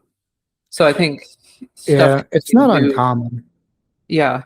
I think I kind of grew up adjacent to that tradition. I feel like that's probably what has inspired my interest in Judaism over the years, because I always identified much more with the Old Testament than the New. I mean, again, maybe it probably says something to, as you can tell, like my personality type. I like to see the world in stories and, larger context, where like I feel like I've become more seeing the New Testament in a new light, but it's like, it's a bunch of guys' letters to actual people. So it's a different vibe, but there's definitely like, I feel um, there's a lot of organic interest there, which is maybe why you see that affinity between, Jewish people and like evangelical Christians. Yeah, well, they would be horrified at the, the Reform Judaism is like Mhm. super progressive, super Oh liberal. yeah. Uh-huh. They Mm, often want to, like, a lot of them are actually converts who grew up conservative Christian or something. So they're very yeah. like, One of my wife's but as far friends as, converted to Reform Judaism. yeah, yeah, it's pretty common. A lot of synagogues are like 1/3 converts. But it is interesting that, yeah, a lot of times they sort of collapse into similar ways of doing things. Mhm. Um, Because I think even as, people are people to a certain degree, and I think it's going to draw in certain personality types, and similar external pressures are going Mhm. to build that. But no, it's interesting. Like I've often joked that like if I were to become religious again, like Orthodox Christianity, conservative Judaism, Mormonism, Mhm. those are like my top three. But I don't think I've looked into it. Conservative Judaism, they kind of do the not super into conversion. They do like the Shaolin monk type thing if you try to convert, which personally I like. I don't like it to be too easy when you're trying to join stuff like that. So Yeah, yeah, I think it's a little bit more intense than for mhm. reform. Although reforms, it still takes a long time, like a year and a half or whatever. It's Stuff like not learn Hebrew and stuff, I believe, and uh in some some cases. not super well, but you have to know a little bit, Mhm. yeah. Um, and we have to. I guess I probably have to know as much as like a bar mitzvah student. I'm Mhm. guessing. I haven't like done that with them before, but Yeah. given that I teach the little kidlings Hebrew on their way up to their Yeah. bar mitzvah, like, yeah, there's a general lack of Hebrew knowledge, I think, unfortunately, in Reform. But yeah, conservatives probably a little bit more intense. This isn't really a gripe, but like, I've Mhm. gotten asked a lot of times, like, if you're so religious, why are you still Reform, which is like relatively secular? Mhm. And I find it like conservative, for those who aren't familiar, like conservative is still a branch of liberal Judaism. Like it's not orthodox, but they have more traditional observances than Reform does. And one, I don't like that they struggled so much more to have women rabbis. And two, I think there's just difficulty in like, why do they follow that law and not that? Like once you start to sort of, Hmm. we'll do this and not this, and but it's still required, and it's like that throws me a little bit. I'm like, is the law valid or is it not valid? I don't know. I Hmm. get a little lost in the weeds with like how they're interpreting things, basically. Yeah, I suppose that's always the problem, right? I mean, you have Catholicism. It's like it's the Bible. It's what the Pope says, and then once you get into the weeds of interpretation, then you're putting human interpretation into the mix. Then it gets a little bit messier. But Mhm. I just said that. Well, I mean, partially, I mean, I'm being a little bit cheeky there, because I like things that have lore, and as you could probably tell from this conversation, if I can dig deep into something, I'm like, oh yeah, let me read all these books. That's great. This will be fun. Um, but also Mormonism just has like a fun aura to it. They're It but does. oh, they're walking around trying to get people to join, which I kind of don't like. You know, Mm. I feel like I should have to work for a little bit more than that. Yeah, they make it too easy. They show up and they're smiling and they're, friendly Handsome and young men. I want to get turned away 3 times. yeah. It's more fun that way, or There's more like, interesting, spiritually fulfilling. sometimes I drive by. Freemasonry came to mind because of Joseph Smith's connection to Freemasonry. Mhm. And I drive by sometimes this Masonic lodge that like I can't tell if it's abandoned or not. And I kind of like that. I'm like, Yeah. it looks like a comic, Well, like House of Mysteries or something. maybe that's But, fun lore about me that since you said you joined a cult, my family is actually banned from joining the Freemasons per family lore. why? What happened? So if you recall from the beginning of the conversation, my great grandpa was like a big tent revival Mhm. preacher, but apparently he was also, and this might not be true, but I like to think it's true. That's the family legend. But he was like a Freemason, back in like the 20s and 30s, and he got up to like near the top degree. Um, and he's to join like the 32nd or 33rd degree, whichever it is. He's like, what they wanted to do, um, what they wanted him to do was, like he said, it's quote unquote unchristian, and he quit the Masons. And our family has been forever banned from the Freemasons. And I tried to reach out to join. I mean, I did an online application. They didn't get back to me. So, we Maybe don't it, know for sure. maybe it is true. Who knows? The the Frankist movement in Judaism, which I talk about a lot, obviously misrepresented by conspiracy theorists all the time. But at one point, they did get along pretty well with the Masons, especially their leader, their early leader, and they actually tried to found a lodge, like a Jewish Mason Hmm. lodge, and the Freemasons didn't like the Jews, so they said like no. And so I Hmm. always find it funny, like the sort of conspiracy theories about like the Jews and the Freemasons. It's like no, they actually tried to get along. We tried to get along with Hmm. them. It didn't That's go a well. trend. Wouldn't have them, unfortunately. Yeah, yeah. Many such cases in history, but hopefully moving away from that. But no, it's interesting. There's definitely something to that esoteric draw, and I think that's part of what Mhm.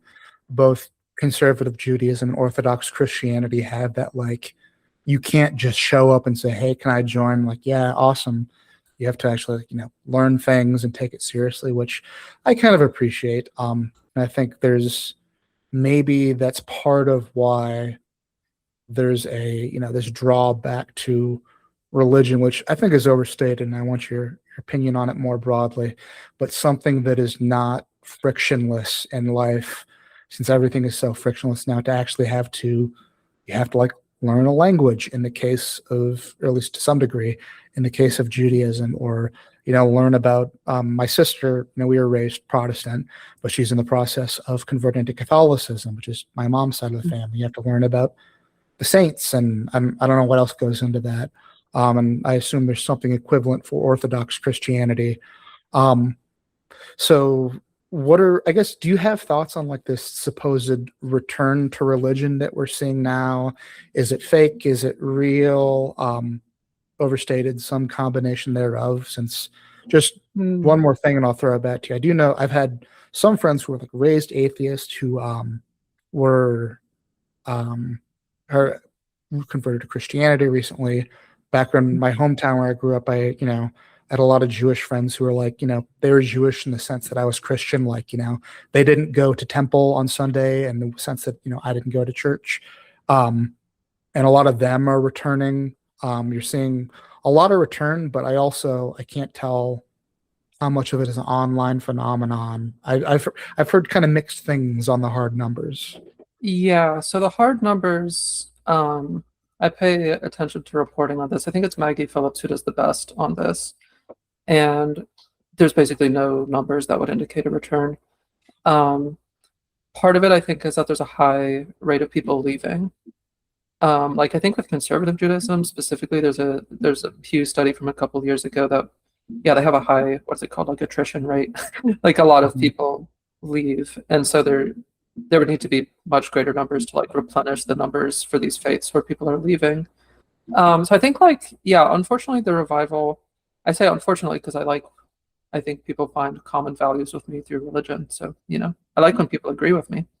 Um, and I I kind of wish it were realer than it is, but I do think it's fake. However, I have noticed that in the Jewish world, especially since October 7th of 2023, which I don't want to get into too much, um, there have been a lot of people who were like raised in liberal Judaism, did their bat mitzvah, didn't really do anything after that, and then come back.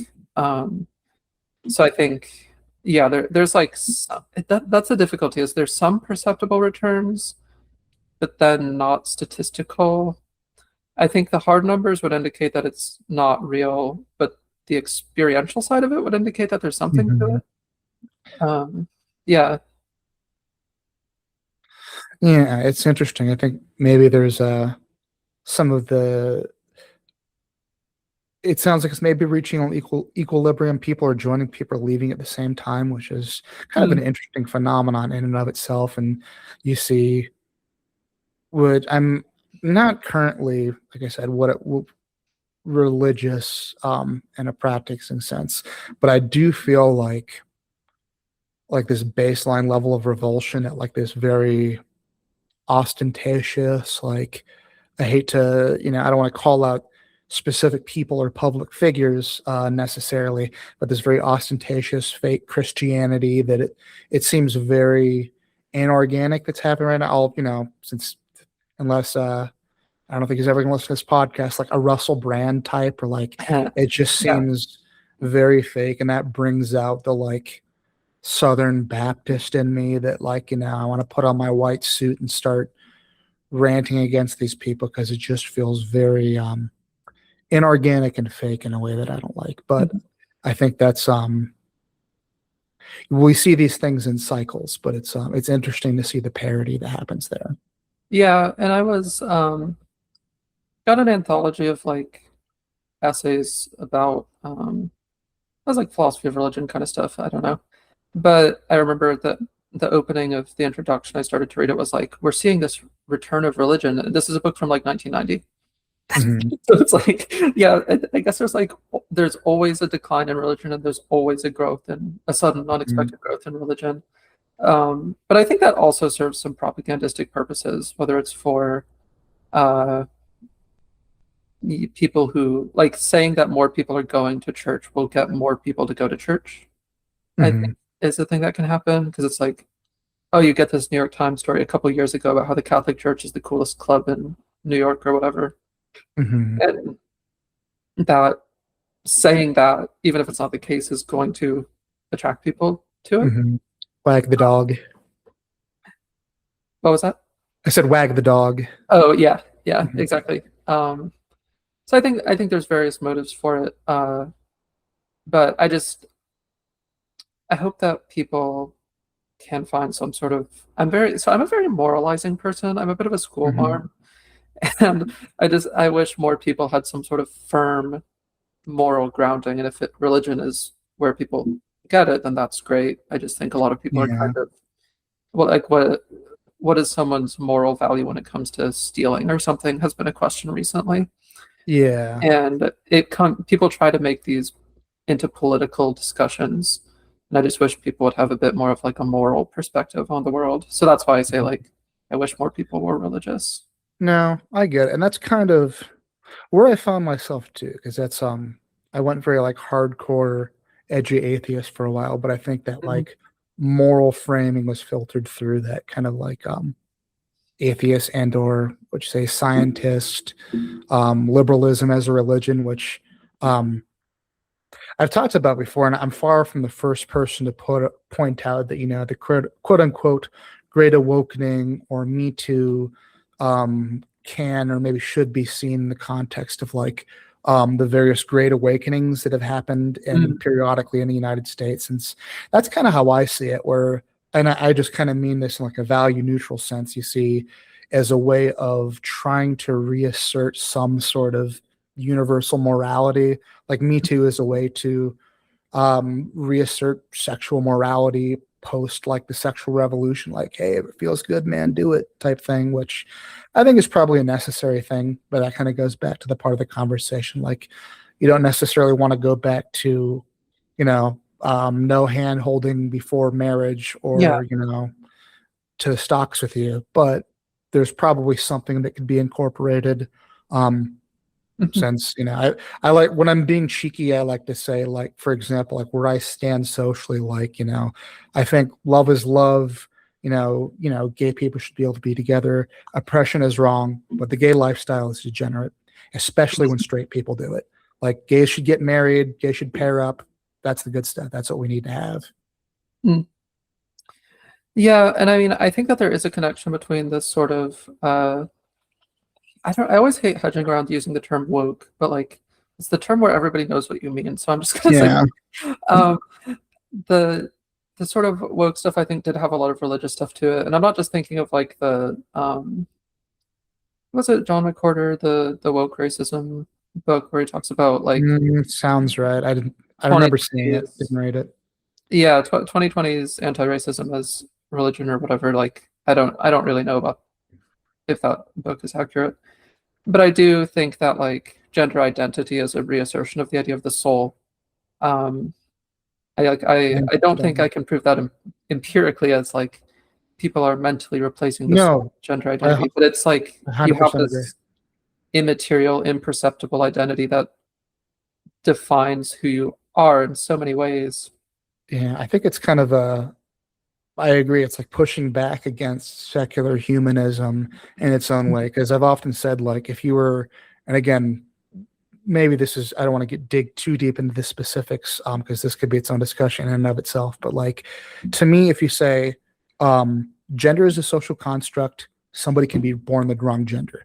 Those are not, you can't, those can't coexist if you're just being logical.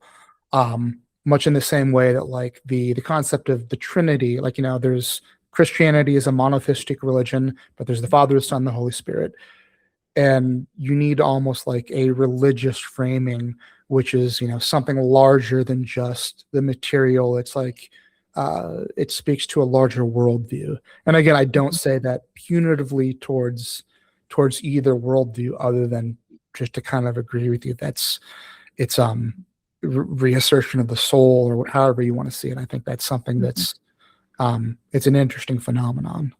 Yeah, I think like a lot of people just want there to be something beyond just purely what we can perceive, or it's not so much that they want it to be there, it's that maybe it's there and they're picking up on it. Mhm.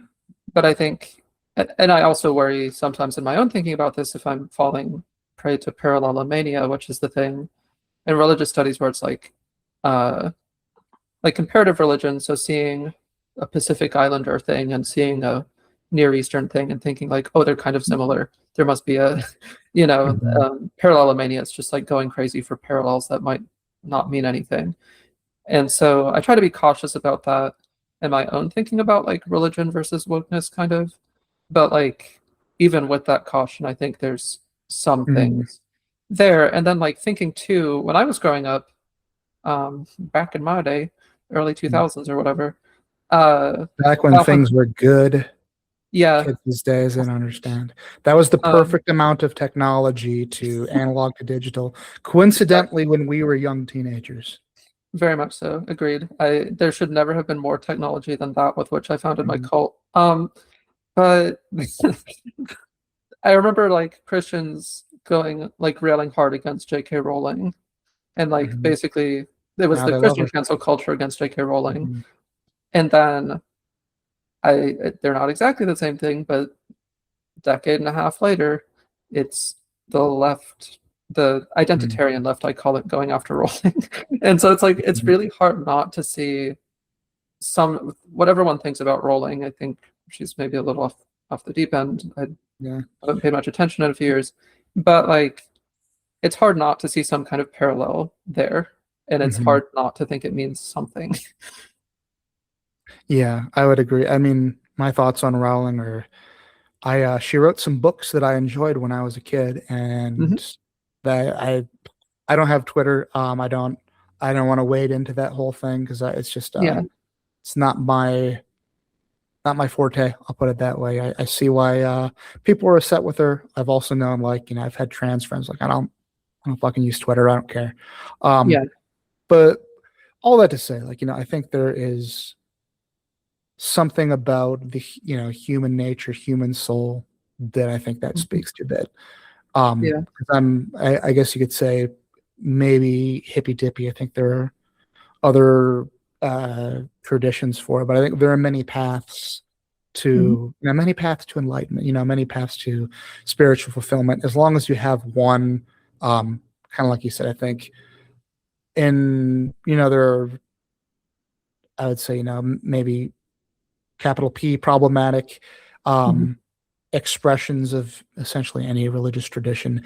But I think it's a good starting point, even if it's like a more secularized or liberalized version, like, Reform Judaism, UCC, what Mhm. have you, or even like, some of the more secular progressive stuff. I think it's, at least to me, I'm kind of like you. I'm becoming more of a moralizer and less like, hey, do your own Mhm. thing, man, as I age. So I think that's something that I think is going to become more and more important.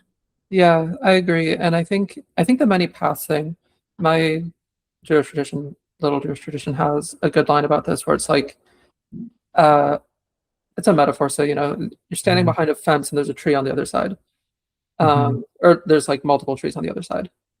And they look like multiple trees because you're behind the fence and you can't see that they're all going down to one trunk.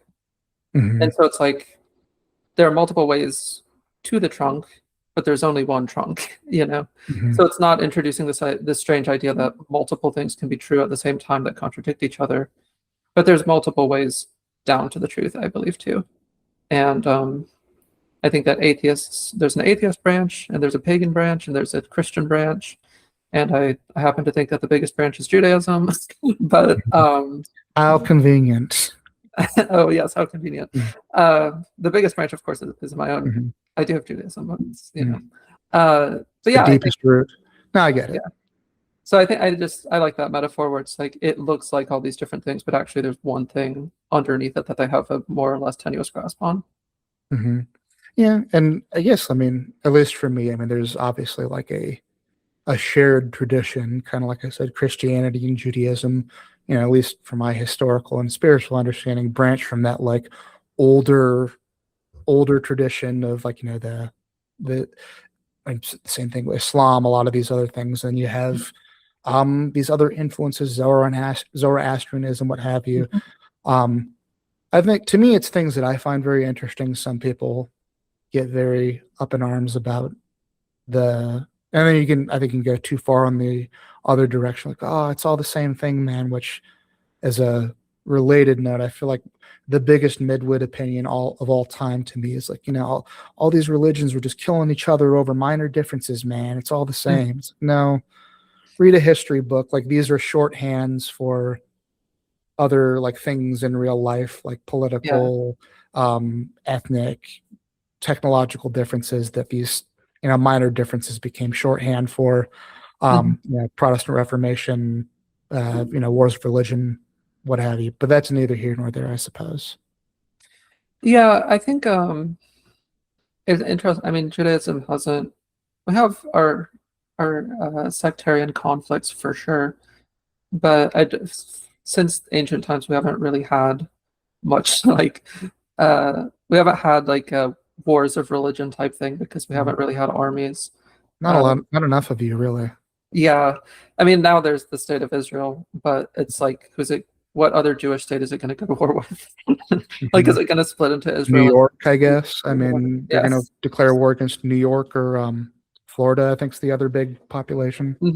That's true. Yeah, they would win because they're the ones with the army. I But feel like, yeah, Florida Jews might have the upper hand just through the Florida man craftiness, but that's true. Yeah, they have like they ride alligators and stuff there. I hear. yeah, it's very like Viet Cong style. I can see that. Yeah, I think the American Mhm. Jews might stand a chance in that case. But Mhm. yeah, I admittedly don't know that much about like. Well, obviously I know differences between Protestantism and Catholicism, but as far as like continental Europe, wars between different sects of Christianity, I'm not Mhm. super educated on that. I've actually read parts of Dominion, but not the whole Mhm. thing. So I'm sure once I actually sit down and plow through the whole thing, I'll be a little more educated on that. But Mhm. yeah, the idea that people are willing to fight and die over basically nothing is a little bit condescending to me, I Yeah, think. it's very 13-year-old atheist type of Seth MacFarlane style humor, but Mm, I won't get into the weeds of but yeah, I mean, like with Protestantism, it was like, changes in technology, the changes in society, that like Protestantism became a convenient well, I mean, it's a legitimate religious movement, but also like it was as society changed. Like I said, I want to get into the specifics because that could be kind of getting to the weeds once again. But I guess we're getting pretty close to 2 hours, so maybe we can start wrapping up. Do you have any closing thoughts that you want to impart on us? Um, don't join if I start a second cult is probably a good thing. But no, otherwise I think I've said my piece. Okay. Do you want to give any plugs, promotions? You want to tell the audience your blog and whatnot one more time? Yeah, so my blog is Overlong Memories. It's on hosted on Substack, as with everything nowadays. And yeah, I'm returning to the topic of femininity on there over the course of probably a couple months. And yeah, I look forward to anyone who joins the conversation there.